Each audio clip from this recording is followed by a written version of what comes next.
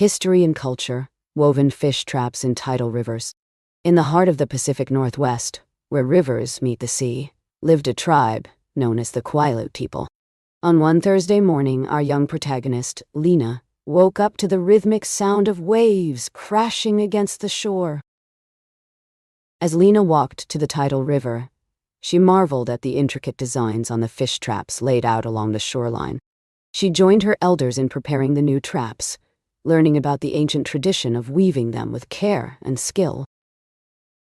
Under the wise gaze of the elders, Lena began to weave her own fish trap, learning the secrets that had been passed down for generations. The patient elders guided her through every step, selecting the right willow branches, carefully arranging the woven pattern, and attaching the floats and weights.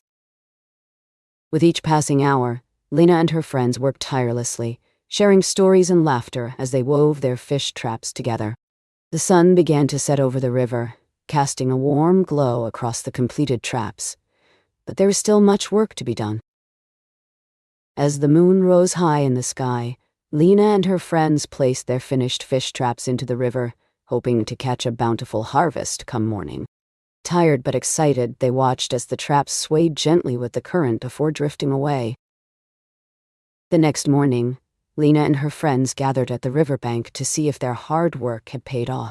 As they pulled up each trap, they squealed with delight at the colorful schools of fish caught within. With baskets brimming with fish, Lena and her friends returned home to share their catch with their families and friends. The whole village came together for a feast, celebrating not only their successful day, but also the rich traditions of their ancestors.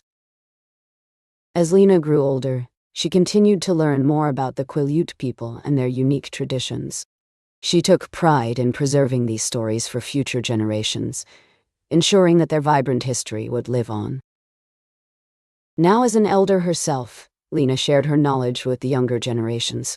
She stood before them proudly, pointing out the landmarks and villages on a giant map, retelling the tales of old and imparting wisdom for years to come. Long after Lena had left this world, her spirit lived on in the hearts and minds of the Quileute people. The younger generations continued her legacy, passing down the ancient knowledge and traditions she had fought so hard to preserve. As Lena's spirit looked on, she smiled at the sight of the new generations carrying on her legacy.